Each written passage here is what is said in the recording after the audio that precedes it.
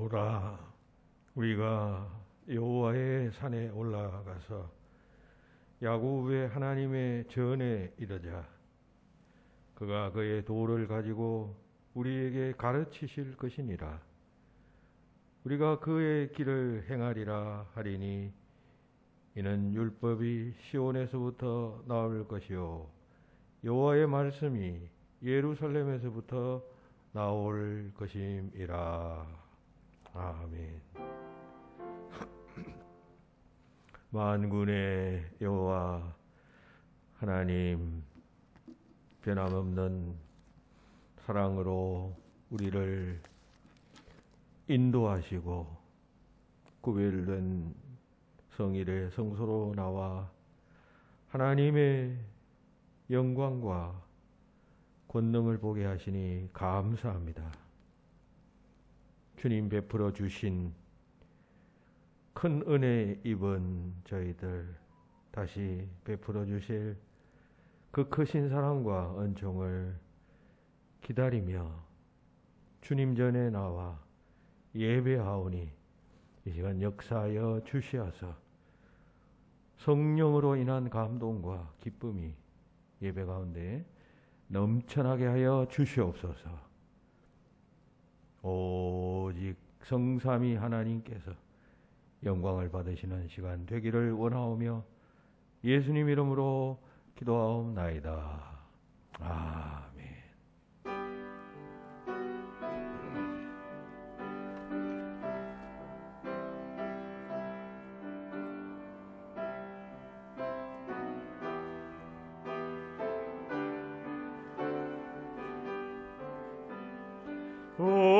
거룩한 주님께 예배를 드리네. 무릎을 꿇고서 영광 돌려 돔 같은 순종과 양기로운 겸손을 주님께 바쳐서 경배하네.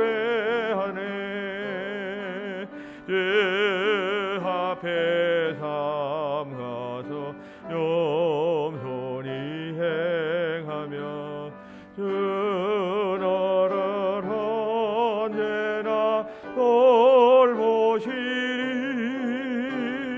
말씀의 위로와 기도의 응답을 내 갈 길 바르게 인도하리.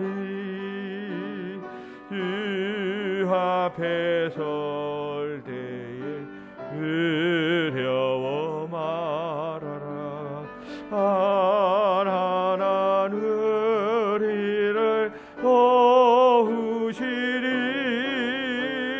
보배로운 진리와 온유한 사랑은 주님께 다 바칠 위한 예물. 떨면서 바치는 이 작은 예물로 주님은 귀하게 받으시리. 어두운 밤 지나고 새 아침 맞으니 믿음과 소망을 누르시리. 아멘.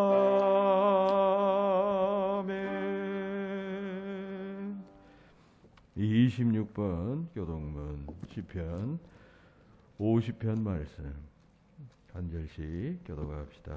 26번 교동문. 내 백성아 들을지어다. 내가 말하리라. 이스라엘아 내가 내게 정언하리라. 나는 하나님 곧 내 하나님이로다.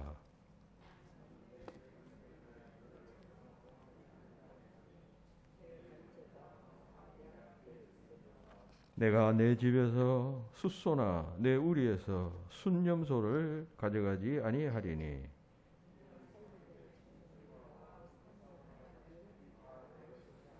산의 모든 새들도 내가 아는 것이며 들의 짐승도 내 것임이로다.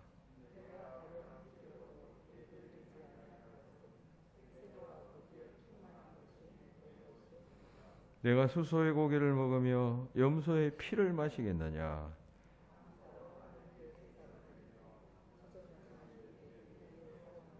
다 같이 환난 날에 나를 부르라. 내가 너를 건지리니 내가 나를 영화롭게 하리로다.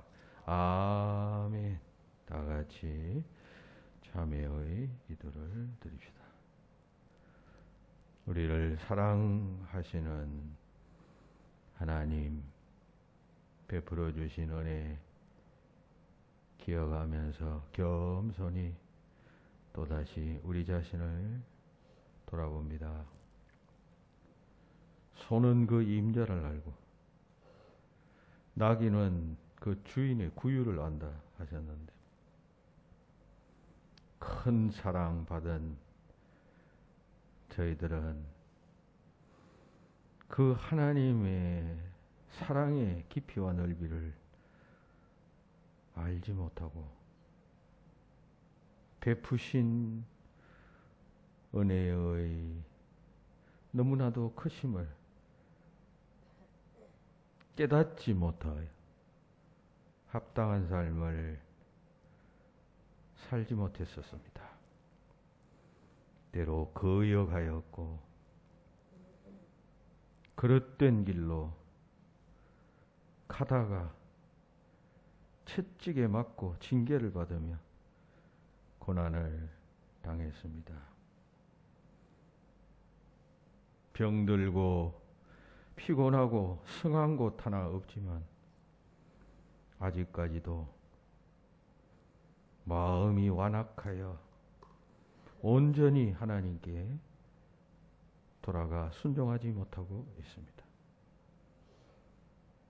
돌처럼 굳어져 버린 저희들의 이 완악함과 타성과 교만함을 주께서 아십니다. 이 시간 회개하는 마음으로 주님 전을 찾아 나왔습니다. 우리 같은 딱딱한 마음을 기경하여 주시고 우리의 마음을 부드럽게 하여 주시어서 이제부터는 하나님의 말씀을 따라 순종하며 하나님이 끄시는 대로 살아가는 겸손한 자들이 되게 하여 주시옵소서. 이 시간 참회의 시간 우리 심령 깊은 곳에서부터 주님 앞에 입술로 고백하는 그 모든 죄악들이 주의 십자가의 능력으로 깨끗하게 되어지는 놀라운 은혜와 역사를 허락하여 주시어서 독수리 날개치며 새 힘받아 세상으로 다시 내려가는 저희들이 되게 하여 주시옵소서. 연이어 계속해서 참여합니다.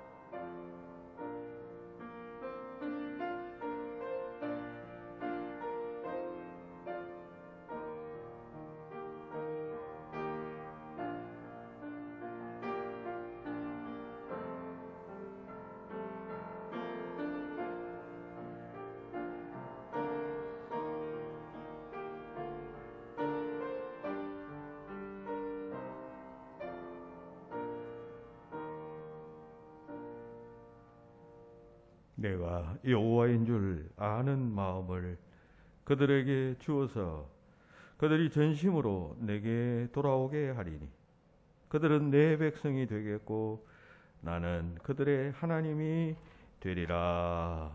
아멘. 나는 전능하신 아버지 하나님 천지의 창조주를 믿습니다. 나는 그의 유일하신 아들 우리 주 예수 그리스도를 믿습니다. 그는 성령으로 잉태되어 동정녀 마리아에게서 나시고 본디오 빌라도에게 고난을 받아 십자가에 못 박혀 죽으시고 장사된 지 사흘 만에 죽은 자 가운데서 다시 살아나셨으며 하늘에 오르시어 전능하신 아버지 하나님 우편에 앉아 계시다가 거기로부터 살아있는 자와 죽은 자를 심판하러 오십니다.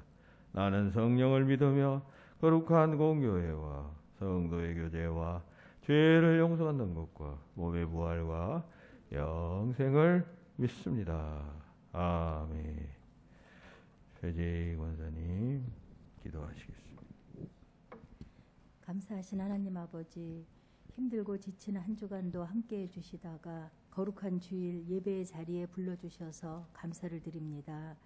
이 자리에 임재하신 하나님께 신령과 진정으로 드리는 저희들의 예배를 기쁘게 받아주시옵소서. 나라를 지켜주시는 주님, 3월 9일 실시되는 대통령 선거에 하나님 마음에 합한 지도자가 선출되게 하셔서 어지러운 이 나라가 안정되게 하시고 정치, 경제, 사회에 정의와 공의가 바로 서도록 도와주세요. 국민들은 자신이 뽑은 대통령이 당선되지 못하였을지라도 불평치 말고 잘 협조할 수 있는 마음들을 주시기 원합니다. 길어지는 코로나19와 오미크론으로 많이 힘들어하는 국민들을 위로해 주시고 자영업자, 소상공인들을 지켜주시며 배움의 길에 있는 아이들도 지켜주시기 원합니다. 일선에서 수고하는 의료진들의 건강과 가정도 지켜주세요. 이 어려운 시기에 선교하시는 선교사님들의 사역 위에 함께해 주시고 건강하고 안전하게 사명을 잘 감당하시도록 하시며 자녀들의 앞길도 인도해 주시기 원합니다. 베이징 동계올림픽 선수들과 함께해 주셔서 그들의 노력이 헛되지 않게 도와주시고 불이익 당하지 않게 하시며 안전하게 잘 치루어지도록 주님께서 도와주세요. 또한 추위 가운데 국방을 지키는 국군 장병들을 안전하게 지켜주시고 군 생활을 통해서 하나님을 알게 하시며 믿음 있는 청년들은 더욱더 그 믿음으로 잘 이겨나갈 수 있게 도와주시기를 원합니다. 전쟁을 주관하시는 하나님 아버지, 우크라이나를 불쌍히 여겨주시고 전쟁이 일어나지 않도록 하나님께서 도와주세요. 교회를 사랑하시는 주님, 올해의 표어처럼 복음으로 새로워져서 교회와 가정이 승리하게 하시고 이웃과 세상을 이롭게 하는 청강교회와 성도님들이 되기를 원합니다. 교회를 이끌어 가시는 목사님과 항상 동행해 주셔서 성령 충만함으로 하나님 마음에 합한 목회가 되게 하시고 건강도 지켜주시며 자녀들의 앞길도 인도해 주시기를 원합니다. 부목사님의 사역에도 함께해 주시고 목회신학 박사님 학위도 받게 하시니 감사를 드립니다. 더욱더 하나님 영광 위에서 쓰임 받으실 수 있도록 하나님께서 도와주시옵소서. 또한 아동부에 꼭 필요한 전도사님을 보내주셔서 더욱 활성화되는 아동부가 되게 하시고 유치부, 중고등부도 항상 기억해 주시며 사랑의 수고를 아끼지 않는 교사들에게 힘과 능력 주셔서 안타까운 마음으로 또한 사랑으로 드리는 기도가 하나님께 상달되어 아이들의 마음이 움직여져서 믿음을 잃지 않고 신앙생활 잘할 수 있도록 도와주세요. 교회를 사랑하는 마음으로 보이지 않는 곳에서 날마다 섬기는 그 손길들을 하나님 기억해 주시고 항상 축복하여 주시옵소서. 또한 아름다운 반주로 하나님께 영광 돌리는 우리 반주자 건강도 지켜주시고 하나님 그 믿음을 더욱더 강할 수 있도록 역사하여 주시옵소서. 이 시간 생명의 말씀을 들고 단위에 서신 목사님 오른팔로 강하게 붙들어 주셔서 선포되는 말씀으로 새 힘을 얻어 모든 어려움을 이기며 기쁨으로 주님을 따라가기를 원합니다. 이 자리에 나오고 싶지만 질병과 여러 가지 이유로 나오지 못한 10년까지 하나님께서 찾아주시고 위로해 주셔서 그들이 사모하는 마음을 가지고 예배의 자리에 나올 수 있기를 간절히 원합니다. 이 시간도 함께해 주실 예수님 거룩하신 이름으로 기도드립니다. 아멘.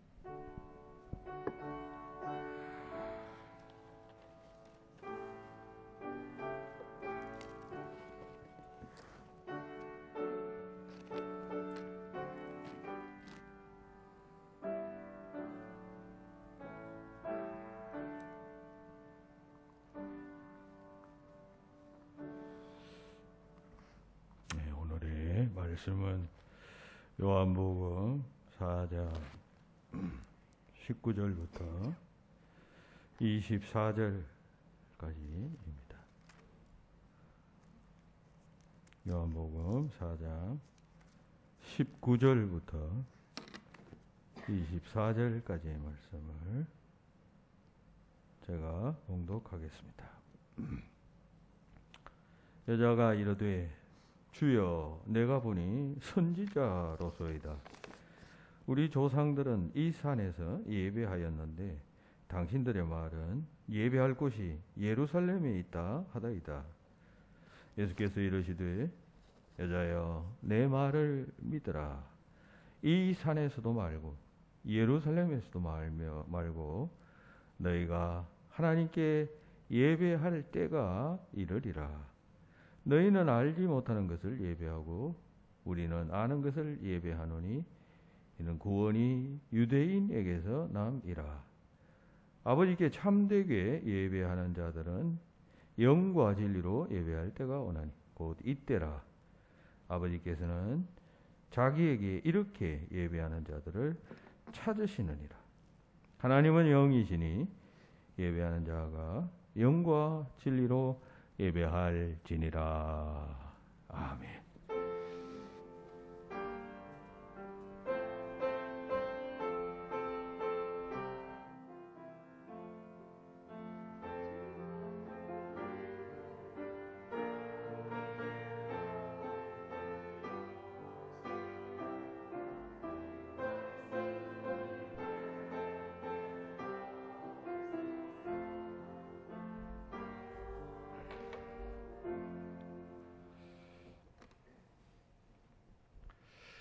오늘 이 말씀은 예수님께서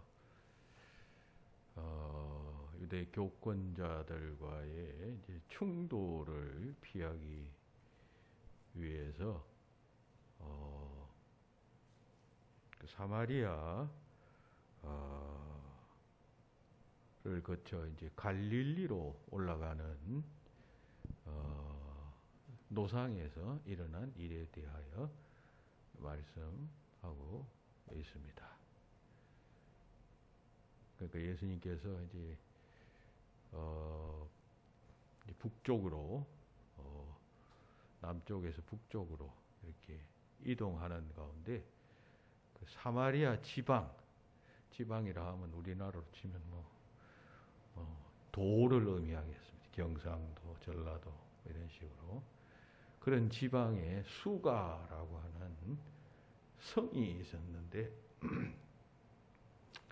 그 성에 들어가시어서 이제 이동을 하시니까 목이 마르지 않겠어요? 우물이 하나 있는 것을 보고 거기서 이제 물을 마시다가 물 길러 나온 그 사마리아 여인 한 사람과 이제 대화하는 중에 하신 말씀이 바로 오늘 본문이겠습니다. 단번에 예수님이 보통 사람이 아니다라고 하는 사실을 느끼게 된 이 사마리아 여인은 예수님께 평소에 아주 궁금하게 생각하던 질문 한 가지를 던지게 됩니다. 그것은 당신들, 즉 예수님을 향하는 말이죠. 유대인들, 당신들은 예배를 예루살렘에서 드려야 한다라고 말합니다. 예루살렘에서 드려야 한다는 것은 예루살렘에 성전이 있으니까요.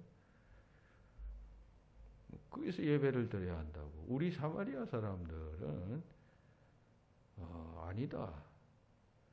사마리아 성에 바로 인근에 이제 그리심산이라는 산이 있습니다. 그게 아주 구별된 거룩한 산인데 이 사람들은 이 북왕국 사람들 아니에요. 솔로몬 아들 시대 때 남북이 갈라져서 오랜 역사를 거쳐오다가 그 후에 뭐 각각 패망한 후에 지금 예수님 시대는 한참 오래된 시점 아니에요. 그래서 각각의 역사를 가지고 있는데 우리 조상 사마리아인들은 그리심산에서 성전을 지었습니다. 북왕국 이스라엘은 남왕국과 분리되었으니까 이 예루살렘 예배당에서 성전에서 예배할 수 없고 그 그림 심산에다 따로 성전을 지어서 거기에서 예배를 드렸습니다. 그래서 이 사마리아에는 우리는 여기서 예배를 드려야 한다고, 당신들은 예루살렘에서 예배를 드려야 한다 하니까 어느 것이 옳습니까? 이런 질문을 던졌을 때 예수님께서 하신 말씀이 바로 오늘 본문의 말씀입니다. 그럼 예배라는 것이 뭡니까? 기독교 예배라는 것이 또 무엇입니까? 예배라는 것은 초월적 존재 앞에서 경배하는 의식이라고 국어사전에 그렇게 나와 있어요.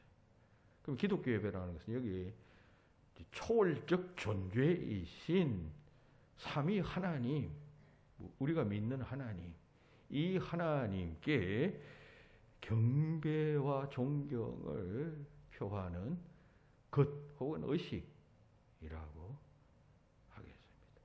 그 여러분들이 예배한다는 것은 하나님께 나와서 존경의 마음과 경의 마음을 표현하는 것이 결여되어져 있으면 예배 드리지 않는 것이에요. 구경하러 온 것이에요. 습관 따라서 나도 모르게 그냥 온 것이에요.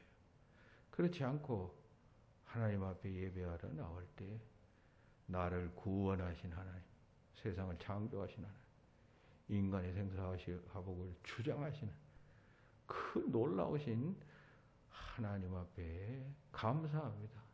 경의를 표합니다. 나는 부족합니다. 하나님은 높으신 분이십니다. 이런 마음으로 나와 겸손히 경청하는 거예요. 그게 예배예요. 이런 마음이 결여되어져 있으면 그게 아니다, 그런 이야기입니다. 자, 그런데 이러한 기독교 예배는 우리가 성경의 역사를 쭉 읽어보고 사건들을 살펴보면 이게 시대에 따라서 조금씩 달라지고 있는 것을 보게 됩니다. 그것을 한번 이 시간 먼저 이제 살펴보고자 합니다.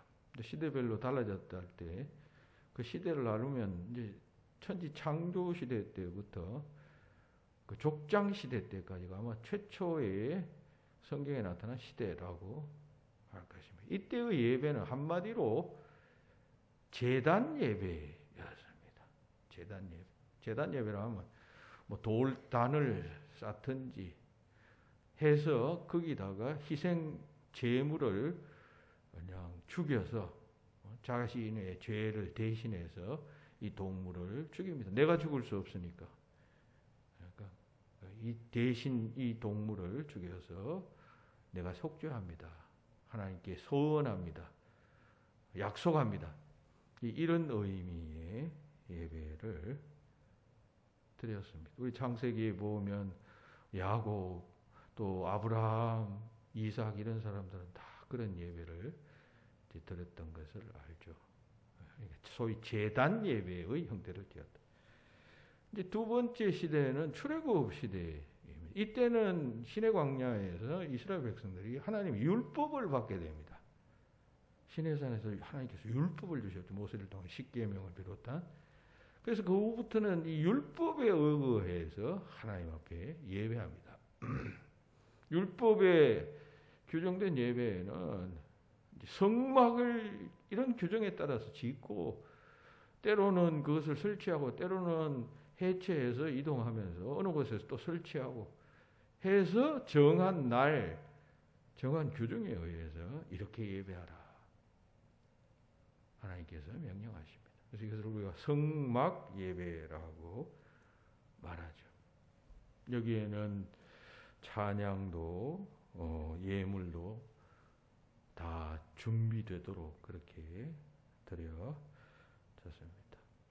그리고 이 광야 시대를 끝나고 나면 이스라엘 백성이 가나안에 이제 들어가게 되죠. 정착 생활을 하게 되죠. 소위 사사 시대를 맞이하게 됩니다. 여호수아가 가나안을 정복한 지 30년이 지난 시점부터 소위 사사 시대가 시작됩니다. 그러니까 가나안 땅에 들어가서 그 꿈에 그리던 가나안 땅을 정복해서 들어가서 살던 시대, 그때는 이스라엘에 뭐 여호수아나 모세 같은 특출한 지도자가 없었고 또 왕들도 없었던 시대. 이 사사들이 이스라엘을 다스리던 그런 시대였는데, 이 사사 시대 때는 어떤 예배를 드렸느냐 볼 때 우리가 성경을 읽어보면 이때는 산당 예배를 드렸던 것을 알 수 있습니다. 산당이라는 것은 원래 우상들을 숭배하던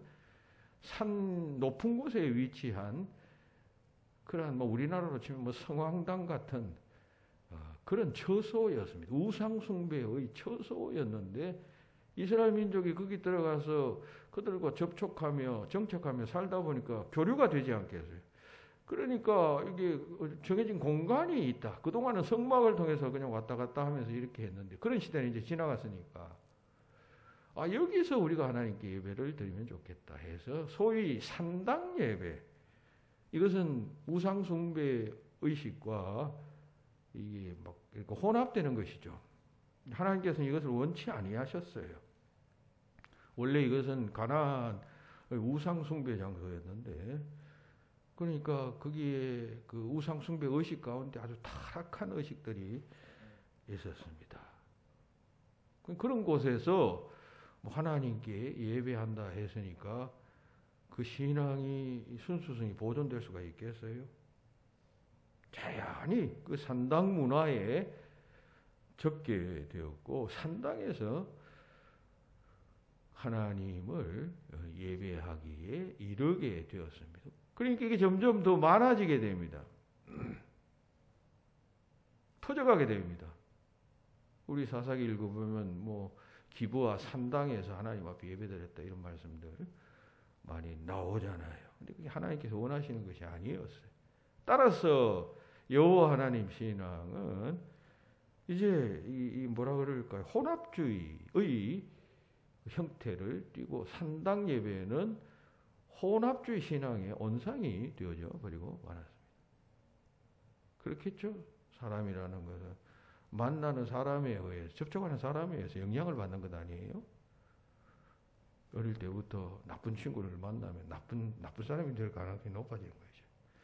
어릴 때부터 착한 친구, 좋은 친구를 만나면 그 좋은 사람이 될 가능성이 높은 것이에요. 누구를 만나느냐, 이게 얼마나 중요한지 몰라요. 신앙생활 할 때도 좋은 친구를 만나야 합니다. 나쁜 친구 만나면 신앙이 삐뚤어지는 거고 마찬가지로. 이 산당 예배를 드리다 보니까 자연적 우상숭배에 빠지게 돼요. 그래서 결국 솔로몬도 이 산당 예배를 인정하게 됩니다. 그리고 왜 인정했느냐 하면 솔로몬이 후궁들과 그 왕비를 많이 드렸잖아요. 다 이 사람들이 그런 가나안에서 우상신앙을 섬기던 여인들이니까 그 섬기던 신을 왕궁에 들어오게 되고, 그러니까 처음에는 금지했겠죠. 그러다가 순식간에 퍼져나가니까 어쩔 도리가 없었던 것이죠. 왕비와 후궁이 그냥 그런 우상신앙을 가져 들어오니까 나머지 사람들은 시녀들 영향받게 되고 다 영향받지 않겠어요. 퍼져나가게 됩니다. 그리고 어쩔 수 없이 솔로몬이 산당 예배를 인정하게 되고, 솔로몬의 아들 로보암과 여로보암은 북왕국을 분열시킨 장본이었죠. 로보암, 여로보암 시대 때 산당 문화는, 산당 예배는 남북 이스라엘 전역에 퍼져나가게 되었고 결국 그냥 인정되어지게 되었다라고 하는 것입니다. 그러다가 통일왕국 시대를 맞이하게 되죠. 다윗이 이제 이스라엘의 왕이 됩니다. 제일 먼저 한 일은 이게 그동안 행방이 불분명했던 법궤를 예루살렘으로 옮겨오는 일이었습니다. 그래서 법궤를 옮겨오다가 그 잘못 옮긴 그 사람 누구예요? 그 사람이 죽게 되죠. 그냥 우사라고 하는 사람이 그냥 법궤를 이게 제사장들이 어깨에 메고 가도록 규정해 놓았는데 소수레에 싣고 가다가 소가 놀라 뛰니까 그거 법궤가 흔들리니 그거 붙잡다가 그냥 죽어버렸습니다. 그런 일을 경험하고 나서 그 다음 한 2달 뒤에 다시 법궤를 옮기는데 그때 아주 그냥 그 규정대로 레위기 규정대로 옮겨서 드디어 법궤를 옮기는데 성공하게 됩니다. 예루살렘으로 옮겼다 이 말이죠. 그리고 이 법궤가 이제 고정된 곳에 있게 되므로 그의 아들 솔로몬에 의해서 이제 솔로몬이 성전을 짓죠. 7년간에 걸쳐서 큰 성전을 짓고 그 성전 안에 법궤를 안치하게 됩니다. 그 후에 이제 이스라엘은 성전 예배를 드리게 됩니다. 그동안 그 전전 시대 때는 성막이었죠. 성막은 이동하면서 멈춰놓은 곳에서 예배했잖아. 이제는 딱 고정된 곳에서 이제 하나님 앞에 예배드리는 그런 형태를 취하게 되었습니다. 뭐 여기에 장단점은 또 문제점과 이런 것들은 있어요. 왜냐하면 이스라엘 민족은 이때부터 그냥 하나님을 그냥 성전 안에 가두어 놓는 그런 어떤 결과를 초래했다 그럴까. 하나님은 우리가 짓는 인간의 건물 속에 갇히는 분이 아니시잖아요. 인간은 이제 약하고 어리석으니까 우리가 지은 이 위대한 건물 속에 하나님이 계신다. 이 건물 밖에는 잘 안 계신다. 뭐 이런 개념을 가지기 시작한 것이에요. 그게 중요한 문제라고 할 것입니다. 어쨌든 이렇게 성전 예배를 드리기 시작했고 그 후에 남북이 갈라졌다 했죠. 아까 말씀드린 대로 북쪽은 사마리아에다가 그리심산에서 예배를 드려야 한다. 사마리아에 성전을 짓고 남쪽은 기존의 솔로몬 성전 거기서 예배를 드려. 그러니까 두 성전 시대를 맞이하게 됩니다. 오늘 본문에서 이 여인이 예수님께 질문했던 것도 이것이었습니다. 우리 북왕국 사람들은 사마리아에 있는 성전에서 예배드려야 한다고 당신네 사람들은 예루살렘 성전에서 예배해야 한다. 어느 것이 맞습니까? 하는 것은 바로 이때부터 쭉 이어져 내려온 그런 전성에 따라서 이 여인이 예수님께 질문한 것입니다. 그러니까 남북 왕국 시대 때는 두 성전 시대라고 말할 수 있겠습니다. 남북 왕국 시대를 거치고 난 다음에 이스라엘은 어떤 시대를 맞이하냐면 소위 포로 시대를 맞이하죠. 북왕국은 아수르에 망했고 남왕국은 586년에 바벨론에 의해서 망합니다. 그래서 바벨론의 포로로 끌려가게 됩니다. 그럼 이 포로 시대 때는 어떻게 되느냐? 그때는 바벨론에 의해서 예루살렘 성전이 파괴됩니다. 솔로몬 성전. 성전이 없어지고 또 뭐 예루살렘에서 사람들이 다 똑똑한 사람들은 그 포로로 잡혀갔어요. 우수한 사람들, 기도원 같은 사람. 그러나 이 민족이 오랜 역사를 거쳐서 하나님 앞에 예배하던 민족 아닙니까? 그럼 성전 없다고 예배를 그만뒀느냐 할 때 그런 게 아니라 이들은 자기들, 그 유대인들이 끌려갔으니까 끌려가면 어느 민족이든 그래도 자기 민족끼리 뭐 한 번씩 만나고 하는 장소가 있지 않겠어요? 그런 장소에서 율법을 가르치고 또 신앙적 전성을 이수하는 일들을 했어요. 장소는 회당이었어요. 회당. 소위 시나고규라고 하는 회당을 짓든지 혹은 이용해서 옛날부터 내려오는 공공 건물들이 있을 것 아니에요. 유대인들이 뭐 주권은 잃었지만 힘은 경제력은 있고 두뇌는 있었으니까 그런 공간을 사든지 빌리든지 해서 소위 율법을 가르쳤습니다. 그게 회당이에요. 그러니까 그 회당에서 예배하기 시작했고 그런 회당들이 점점 많아지게 되었습니다. 소위 회당 예배 시대를 맞이하게 됩니다.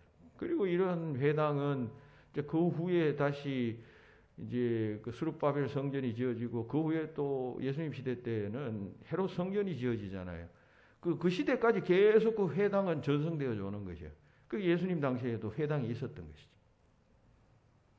그리고 이제 포로에서 귀환한 시대, 그 시대에는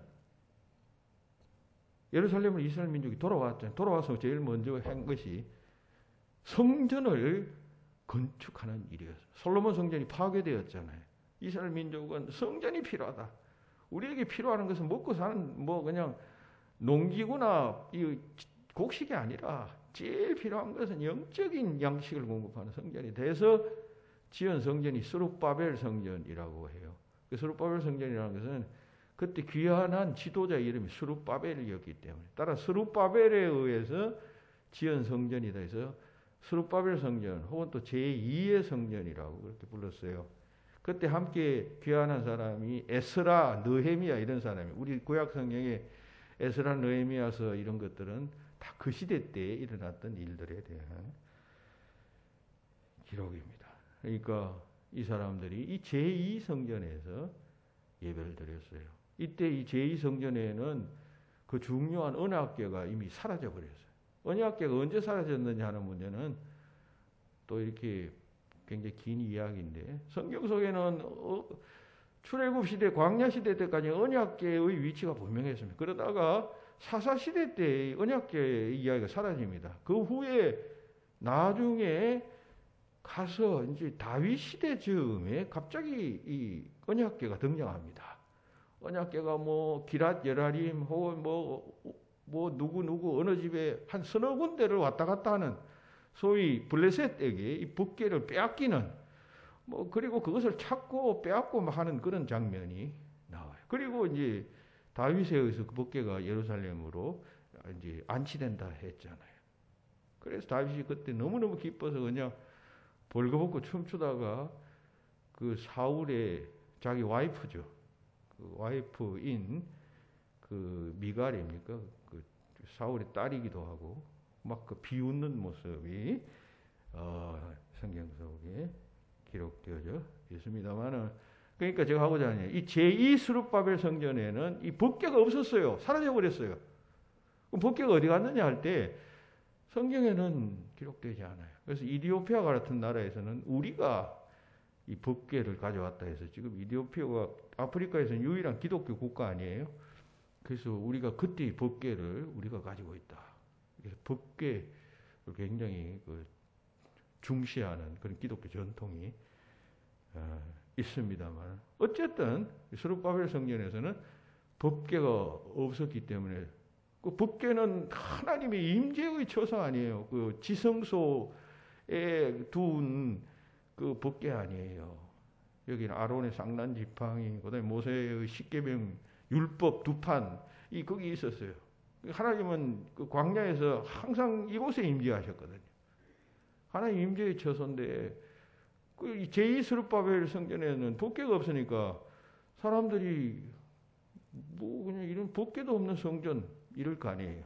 그때 학계 선지자가 그 당시 활동했던 학계 선지자가 하나님은 그런 유형의 어떤 물질 속에 나타나시는 하나님이 아니라 하나님은 그냥 영으로 임재하시고 말씀으로 임재하시는 하나님이시다는 사실을 역설하는 장면이 학계서에 나옵니다.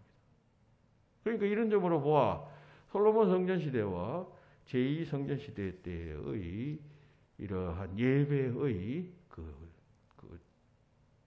주장, 주의, 중요한 강조점이 확연하게 달랐다라고 하는 것을 알 수가 있겠죠.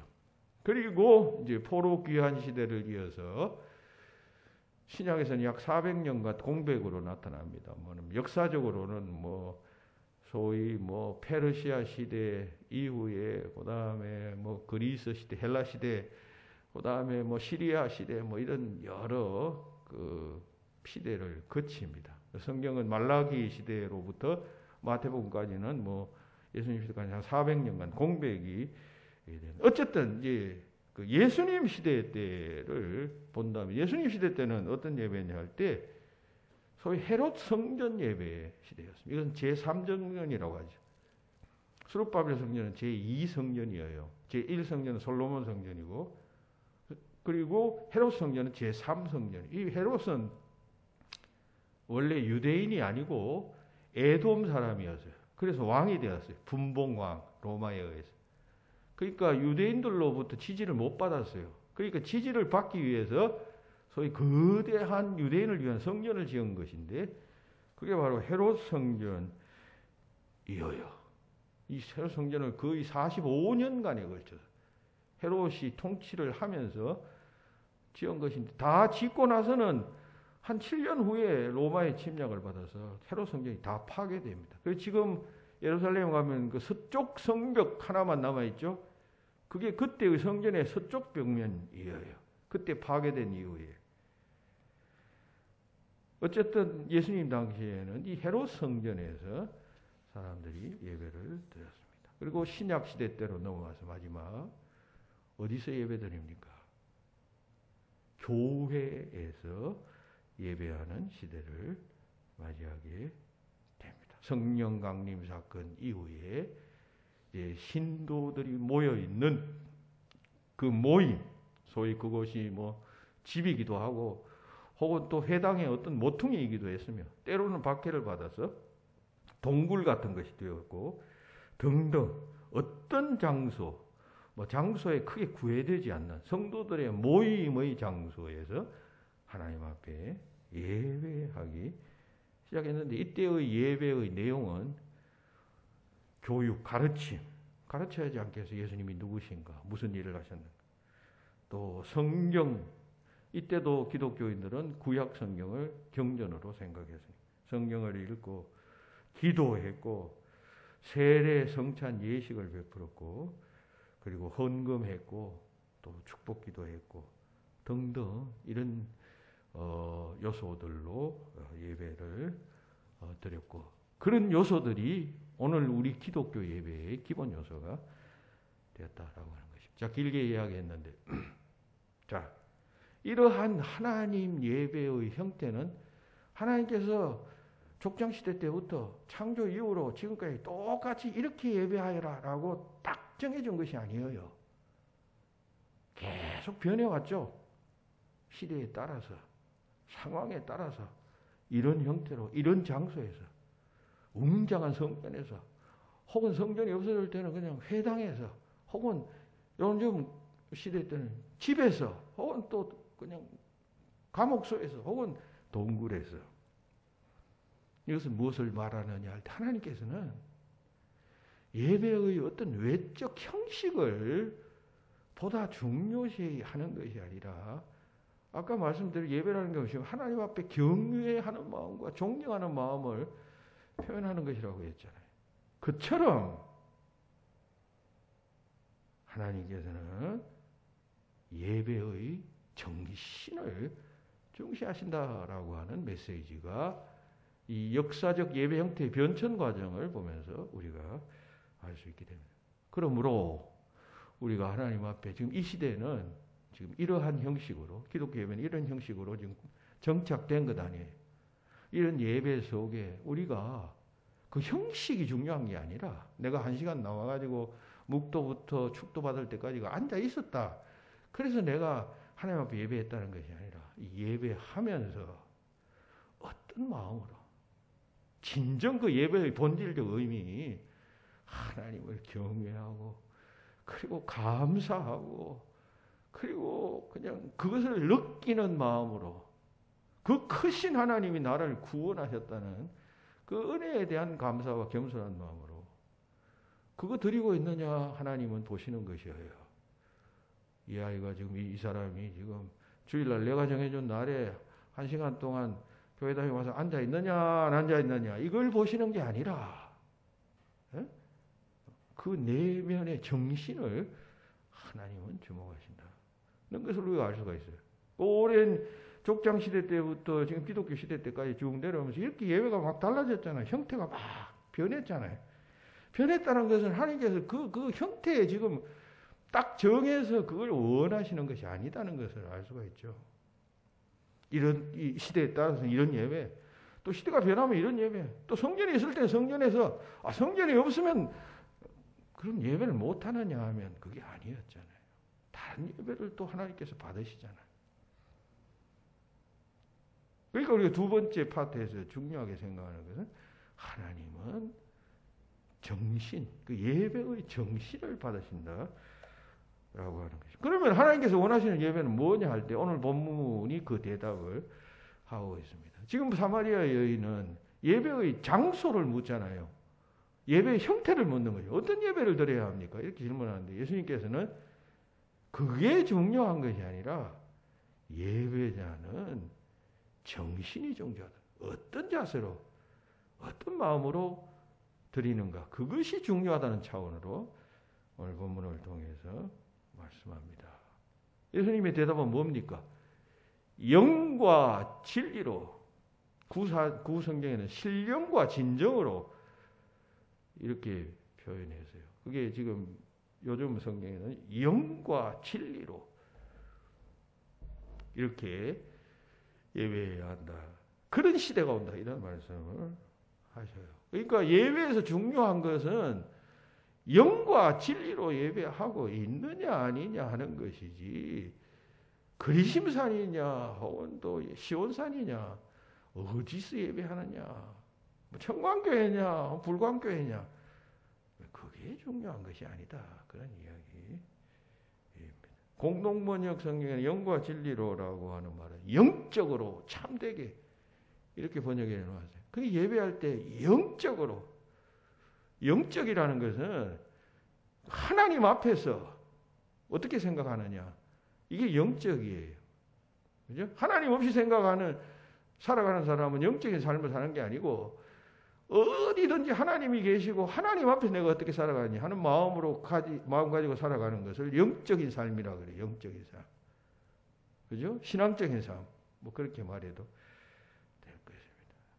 그러니까 공동번역은 영적으로 참되게 예배라고 번역했는데 어떤 사람은 영과 진리로라고 하는 말을 이때 영이라는 것은 성령으로 진리라고 하는 것은 예수님께서 나는 길이요 진리요 생명이다 하셨으니까 이 진리라고 하는 것은 예수님을 뜻한다. 따라서 예수님을 의지하여 예수님을 통하여 혹은 또 예수님을 위하여 이런 개념입니다. 따라서 우리가 예배할 때 기독교 예배의 특징은 거기에 삼위일체 하나님께 예배하는 것이고 삼위일체 하나님이 그 예배를 주장하셔서 온전한 예배가 되도록 역사하신다는 것이 기본 고백 아니에요. 그래서 우리 예배할 때 제일 먼저 기도할 때 성삼위 하나님께서 영광을 받으시옵소서 하잖아요. 성부, 성자, 성령 하나님. 이게 기독교 신앙의 핵심 아니에요. 그리고 기도도 다 예수님의 이름으로 하고 예배도 예수님의 이름으로 드리는 것이에요. 그리고 예수님께 드리는 것이에요. 그러니까 여기서 진리라는 것은 예수님이 함께 하시고 예수님이 예배의 대상이 되시되 또 그냥 예수님의 이름으로 그러니까 삼위일체 하나님께서 받으시기에 합당하신 그리고 역사하신 그런 예배를 드릴 때가 올 것이다 라고 주님은 말씀하셨다라는 그런 해석이 있습니다. 어쨌든 그것도 뭐 참되게 드리는 예배의 개념 속에 포함되어지는 말씀일 것입니다. 그러니까 제일 중요한 것은 예배하는 자의 마음과 자세이지 형식이 아니다 라고 하는 것입니다.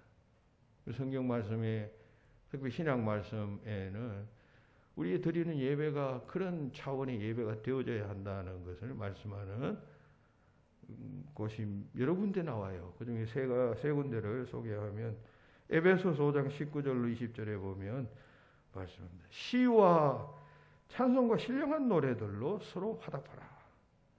너희 마음을 주께 노래하라. 범사에 우리 주 예수 그리스도의 이름으로 항상 아버지께 찬송하라. 예수님의 이름으로, 그죠? 예수님을 통하여 그리고 그리스도를 경외함으로 필자 복종하라. 그 예배에는 항상 그리스도가 항상 어떤 형태로든지 개입되어져 있는 것이에요. 그리고 보이지 않는 성령 하나님의 역사하심도 반드시 거기에 개입되어져 있는 거죠. 그리고 우리가 드리는 이 예배가 정말 온전한 예배가 되기 위해서는 예수의 이름으로 드려야 하고 또 성령님의 간섭하심으로 드려야 하는 것이죠. 우리 힘으로 우리 의지로 잘 예배한다 이런 거 불가능한 것이에요. 그래서 우리는 항상 성령님 오늘 예배가 하나님 받으시기 합당한 예배가 되도록 도와주십시오. 저는 그냥 죽습니다. 성령님이 나를 마음대로 조정하셔서 어쨌든 내 예배가 우리는 마땅히 빌 바도 빌 줄 모르는 어리석은 사람입니다. 그러니까 성령님이 간섭하셔서 이 예배가 성부 하나님께 상달되도록 역사하여 주시옵소서. 이렇게 기도하고 이런 마음으로 예배할 때 그래 알았다. 성령님이 툭 잡아서 그냥 성령님의 뜻대로 그 예배에 우리를 동참시킬 수가 있잖아요. 영과 진리로 예배해야 한다는 것입니다. 예수님께서 마태복음에서 두세 사람이 내 이름으로 모이는 곳에 나도 그들 속에 있다 말씀하죠. 이것도 어떤 의미에서는 예배에 관련된 의미예요. 말이에요. 꼭 성전에 가서 예배해야 되는 것이 아니라 두세 사람이라도 적은 사람이라도 내 이름으로 내 이름으로 모일 때 그게 예배고 나도 그럴 때 나는 그들 속에 너희들과 함께한다. 그런 이야기입니다. 영과 진리로 예배해야 돼. 로마서 12장 10절에서 너희 몸을 하나님이 기뻐하시는 거룩한 산 제사로 드리라. 이것이 너희의 드릴 영적 예배니라 하시잖아요. 영적 예배. 예배당에 가서 예배하는 것이 예배가 아니라 우리 삶 자체가 하나님 기뻐 받으시는 삶이 되도록 하여라. 그게 진짜 예배다. 이런 말씀. 다 이 세 말씀들은 다 우리가 예배할 때 무엇이 중요한가 하는 것을 강조하는 말씀입니다. 내적 갖춤이라는 것. 이게 중요한 것임을 잘 알고 여러분 이게 우리가 뭐 의지를 가지고 오늘 정말 하나님 받으시는 기쁜 예배가 드리겠다, 드려야 되겠다 이렇게 나오면 안 돼요. 그게 왜 안 되느냐는 이제 세 번째 파트에서 말씀드릴 거예요. 그냥 겸손한 마음으로, 부족한 마음으로 나는 예배 드릴 자격조차 없는데 하나님께서 예배하게 하셨다. 그래서 내가 하나님 앞에 나옵니다. 이런 마음으로 드릴 때 하나님께서 그 예배를 받으시는 것이. 왜냐하면 거기에는 겸손함이 깃들어지죠. 오늘 내가 주일날 내가 그냥 반듯하게 하고 깨끗하게 하고 그냥 갖추어 있고 오늘 내가 하나님 앞에 예배 드린다. 한편 거기에 위험성이 있단 말이죠. 그거 왜 그러냐 하면 이제 세 번째 파트에서 여러분들에게 말씀드립니다. 자, 최초의 예배자 가인과 아벨 이 두 사람이 드렸던 예배를 오늘의 말씀과 한번 접목시켜 보시기를 바랍니다. 창세기 4장에 보면 최초의 인간이 하나님 앞에 예배하는 장면이 나옵니다. 형제죠, 이 두 사람은. 근데 하나는 받고 하나는 거부합니다. 그 예배를 하나님께서. 뭐 우리가 볼 때는 잘 이유를 알 수가 없어요. 그리고 성경에도 그 명쾌하게 왜 아벨의 제사는 하나님이 받으시고 가인의 예배는 왜 안 받으셨는가에 대한 명쾌한 대답이 없어요. 하지만 유추할 수 있는 언급들은 몇 군데 있습니다. 따라서 우리가 추정해 볼 수는 있다는 것입니다. 따라서 추정이 여러 가지가 되겠죠. 학자들에 따라서. 재미있는 추정 한 가지를 제가 접해서 오늘 설교의 주제와 관련이 있기 때문에 여러분들에게 말씀을 드립니다. 히브리서 11장 4절에 보면 믿음으로 아벨은 가인보다 더 나은 제사를 하나님께 드림으로 의로운 자라라고 하는 증거를 얻었으니 하나님이 그 예물에 대해 정언하심이라. 그가 죽었으나 그 믿음으로서 오히려 말하느니라 라고 했습니다. 이 히브리서 11장 4절에 창세기 가인과 아벨의 예배를 분석하는 말씀이 나오는데 이 말씀에 의할 것 같다면 아벨은 믿음으로 더 나은 제사를 드림으로 하나님께로부터 그래, 네 예배가 의롭다. 네가 의로운 자다라고 하는 증거를 얻었다는 것입니다. 하나님이 그 예물에 대해서 정언하셨다. 이 말을 하는데 이 말은 무슨 뜻인가 하면 하나님이 그 예배를 그 예물을 보고 그렇게 판단하셨다. 그런 뜻입니다. 두 사람이 각각 예물을 드리면서 제사를 지냈는데 하나님께서 아벨의 제사는 예배는 받았어요. 가인의 제사는 버렸어요. 왜? 하나님이 딱 제사 드리는 그 둘이 드리는 예물을 딱 보니까 아벨의 제사는 받아야 되고 가인의 제사는 내가 못 받겠다 하셨다는 말입니다. 이게 무슨 말이에요? 여기에 이제 한 해석을 여러분들에게 소개한다면 가인은 땅의 소산으로 제물을 삼아서 여호와께 드렸다 했잖아요. 땅의 소산. 그러니까 가인은 농사 짓는 사람이었던 것 같습니다. 농사를 열심히 지었어요. 농사는 보통 1년 단위, 뭐 반년 단위, 비옥하면 반년 단위로 이렇게 막 자기 노력이 들어가는 그 일 아니에요. 그 농사를 지었다는 건 자기가 열심히 땀 흘리고 수고하고 애써서 열매를 거두었다는 것입니다. 그러므로 그 농사 곡물을 하나님 앞에 제물로 드렸다는 것은 자 하나님 내가 1년 동안 열심으로 애쓰고 수고했습니다. 힘썼습니다. 내 노력이 거기에 들어갔습니다. 내 공로가 여기 이 예물 속에 담겨 있습니다. 하나님 받으십시오. 맞는 이야기인데 여기에 이 인간의 교만함이 깃들여져 있잖아요. 여러분 농사를 짓게 하시는 분이 누구예요? 비를 내려주시는 분이 누구예요? 연결게 하시는 분이 누구예요? 다 하나님이 주시는 건데 내 의와 노력과 내 공로가 여기 들어가 있습니다. 이것을 받으시옵소서. 얼마나 장합니까? 그런 정신이 이 가인의 예배 속에 들어있다라고 하는 것이죠. 여기 비해서 아벨의 제사는 뭡니까? 이건 새끼 어린 양을 잡아서 하나님 앞에 드렸다는 것 아니에요? 이것이 말하는 말은 뭐냐 하면 여러분 양 새끼는 양 어미가 낳는 것이죠. 그 주인이 뭐 그냥 그 힘쓸 일도 없어요. 그냥 어미가 양을 새끼를 낳아서 그냥 가만히 앉아서 그냥 양을 받은 것이에요. 자기의 상대적으로 거기에는 뭐 자기의 노력과 수고가 없어요. 행위가 없어요. 그저 그냥 어린 양, 어미 양이 낳아준 그 양 잡아서 그냥 제물을 드렸을 뿐이에요. 그러니까 이 예물 속에 아벨의 이 드러나지 않는 정신이 숨어 있는 것이죠. 그러니까 아벨은 그저 하나님, 내가 하나님 앞에 뭐 나타낼 아무런 공로나 의로움이 없어요. 그냥 우리 집에 기르던 양이 새끼를 낳아서 그냥 이 소중한 이 첫 새끼 하나님이 그냥 기뻐 받으시는 그런 하나님이 주신 것 이거 그냥 하나님 앞에 드립니다. 나는 하나님 앞에 나올 때 아무것도 내세울 것이 없습니다라고 하는 마음으로 예배했기 때문에 하나님께서 그 아벨의 예배는 받으셨다 그런 뜻입니다. 그렇죠? 그러니까 이 첫 예배에서 인류 최초의 첫 예배를 통하여 우리가 알게 되는 것은 여기서도 역시 예배는 형식이 중요한 것이 아니라 그게 뭐 아벨은 뭐 그냥 곡물을 드렸기 때문에 혹은 또 뭐 가인 곡물을 드렸기 때문에 혹은 또 아벨은 뭐 피 흘림이 있는 제사를 드렸기 때문에 피 흘림 있는 제사를 하나님 기뻐 받으신다.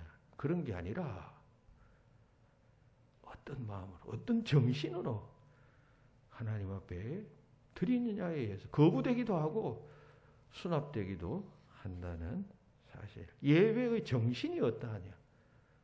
이게 중요하다는 그런 말씀입니다. 그러니까 진정한 예배는 뭐 예배의 방식이나 장소, 시간 여기에 본질이 있는 것이 아니고 시간과 장소를 초월해서 어느 곳이든지 어떤 때든지 어떤 장소든지 참 마음으로 겸손한 마음으로 하나님을 하나님 되게 하고 하나님을 하나님으로 인정하며, 예배 제일 중요한 요소는 하나님께 예배한다면, 정말 하나님께 예배한다면 하나님을 하나님으로 생각하며 나와야 되는 것 아니에요. 하나님을 나보다 조금 머리가 우수한 좀 그냥 어떤 영적 어떤 영매 같은 존재로, 여러분 이렇게 생각하고 나와서 평생을 그렇게 예배한들, 그게 무슨 하나님 기뻐 받으시겠어요?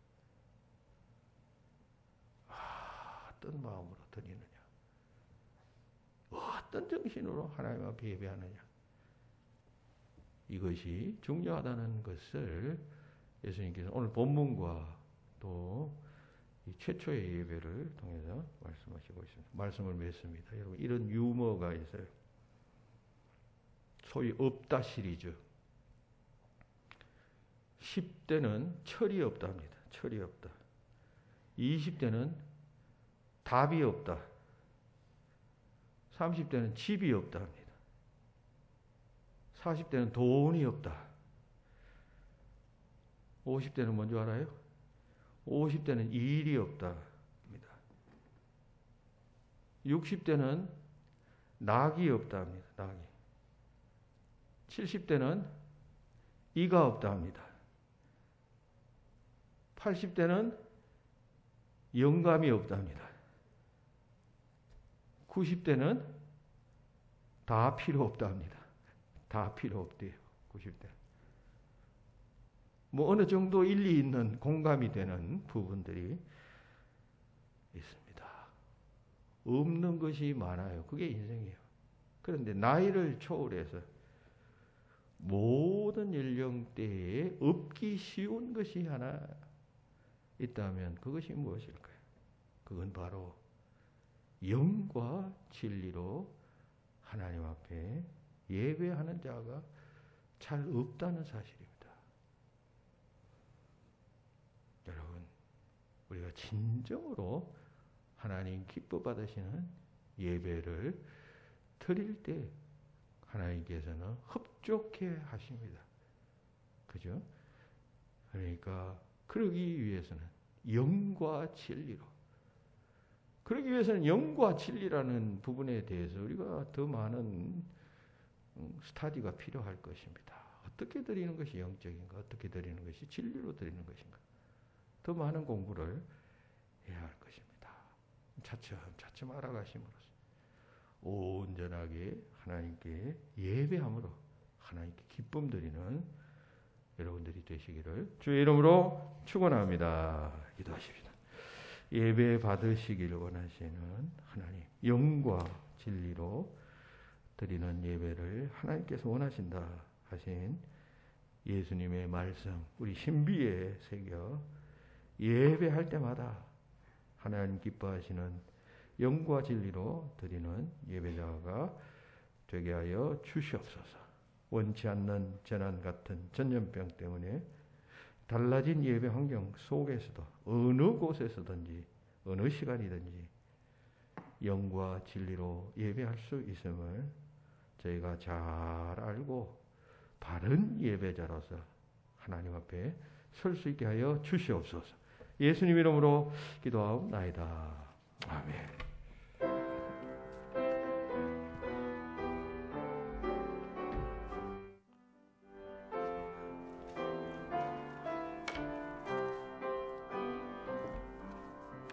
내 마음과 정성을 다하여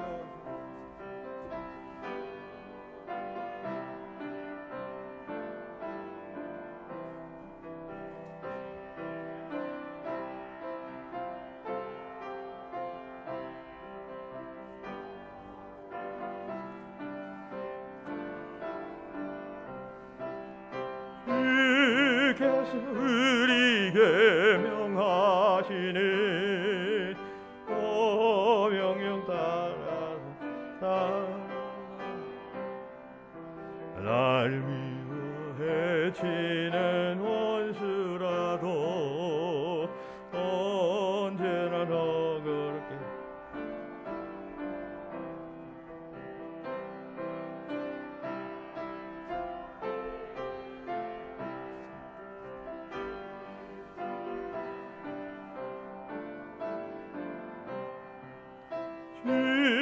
예수에게 명하시니 명령 따라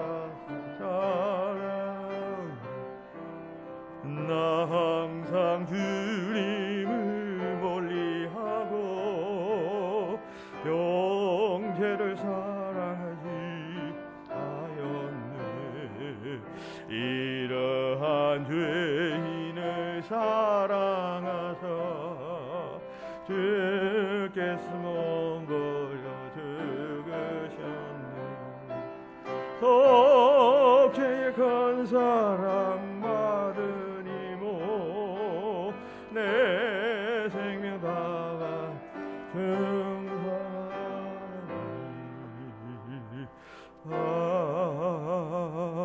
아멘. 윤여와엘 최재희 권사님과 하루하루 사는 것도 하나님 은혜임을 감사합니다 하셨습니다. 기도합시다. 하나님, 귀한 예물 예배 시간에 정성으로 드립니다.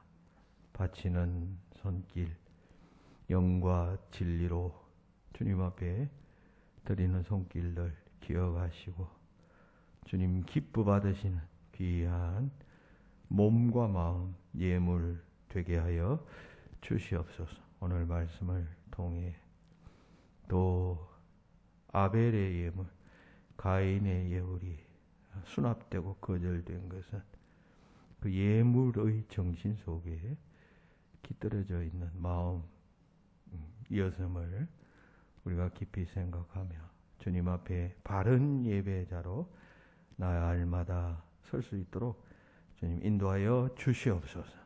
삶, 이것이 너희에 드릴 영적 예배니라. 매일매일의 일상의 삶이 하나님 기뻐 받으시는 예배가 되도록 도와주시고 최재희 권사님 가정 그 같은 신앙의 고백 하나님께 기쁨 드리고 더욱 주와 동행하며 주님을 위하여 살아가는 아름다운 삶이 되게 하여 주시옵소서. 감사 영광 돌리며 예수님 이름으로 기도하옵나이다. 아멘. 교회 소식 주고 참고하시기 바랍니다. 이번 주 토요일은 24절기 중 두 번째 절기인 우수입니다. 눈이 녹아서 비가 된다는 말인데 점점 봄 기운이 돌고 있습니다. 마지막 꽃샘추위 잠시 기성불이지만 이제 이번 주가 지나면 새 봄이 또 봄 소식이 우리에게 전해질 것입니다. 우리 영적 삶도 기지개를 펴야겠습니다. 코로나 확진자가 5만 명을 넘어섰습니다. 신규 확진자가 매주 2배씩 는다는 소위 더블링 현상이 나타나고 있다라고 하는 전문가의 진단을 받았습니다. 5만 명이면 지난주에 한 2만여 명 였는데 이번 주에 5만 명이 되었다는 것입니다. 그럼 다음 주는 얼마 되죠? 10만 명이 되고 그 다음 주에는 20만 명 이런 식으로 늘어날 가능성이 있다. 이렇게 진단하고 있습니다. 그것은 바로 우리 이웃 주변이 이제 그런 감염자들이 많아진다는 것이고 많아진다는 것은 나도 걸릴 확률이 높아진다 그런 이야기입니다. 그러니까 이런 때일수록 더 조심하시고 예방주사 맞은 사람들은 훨씬 안전할 것입니다. 그러나 그렇다고 해서 나는 예방주사 완전 접종했으니까 괜찮다. 이 방심하면 안 됩니다. 왜? 접종자도 걸린 사례가 있기 때문에 더욱 기본 수칙 철저히 잘 준수하시고 전문가들 의견을 항상 경청하셔야 되겠습니다.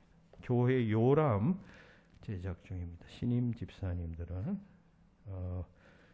사진 제출해 주시고 구역장님들은 부목사님과 접촉해서 자기 구역원 주소 뭐 이런 것들이 잘 돼 있는가 확인하시고 부목사님도 구역장님 한번 모아서 최종 원고를 전달해서 구역장님 확인을 받아야 될 것입니다. 책 나오고 나서 수정하기 어려우니까 그렇게 해주시기 바랍니다. 대통령 선거가 이제 3주 반 정도 남았습니다. 3월 9일인데 꼭 대통령 선거 투표 해야겠습니다. 대통령 선거가 있는 주일날 제가 투표에 관한 명언을 주보에 실을 생각인데 한 두 가지 재미있는 명언이 있어서 여기 실었습니다. 미국의 평론가 조지 네이션이라는 사람은 나쁜 정치인은 투표하지 않는 착한 시민에 의해 뽑힌다. 나쁜 정치인은 투표하지 않는 착한 시민에 의해서 뽑힌다. 또 캐나다의 주지사 토미 더글라스는 민주주의란 뭐냐 할 때 쥐들이 흰 고양이와 검은 고양이 중에 누가 자기를 이끌면 좋을지를 투표하는 것이다 했습니다.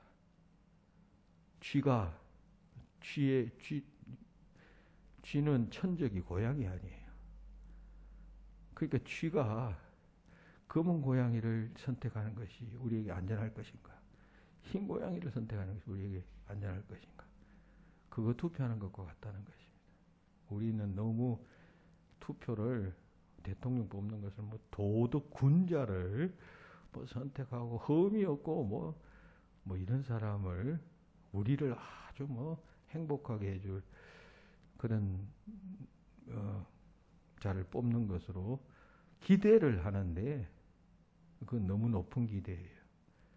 정치가 대통령을 뽑는다는 것은 그저 그냥 쥐가 흰 고양이냐 검은 고양이냐 누가 뽑히든 다 그냥 쥐는 위험하잖아요. 그죠? 그런 정도라고 하는 사실을 알고 너무 큰 기대하지 말고 통치는 하나님이 하시고 대통령으로 선택받는데 어떤 자는 하나님 마음의 앞에서 칭찬받을 것이고 어떤 자는 벌을 받을 것입니다. 어쨌든 믿는 우리가 이 일에 적극적으로 동참하는 것은 의미 있고 가치 있는 일입니다. 투표에 다 동참하셔서 여러분 뜻하는 분들을 투표하시면 좋겠습니다. 기도하시겠습니다. 이제는 우리 주 예수 그리스도의 은혜와 하나님 아버지의 크신 사랑하심과 성령님의 교통하심이 죄 전에 나와 참된 예배자로 주님 앞에 바르게 서리라 다시 한번 듣고 묵상하는 여기 모인 모든 성도들 위해 지금부터 영원히 함께 없기를 축원하옵나이다. 아멘.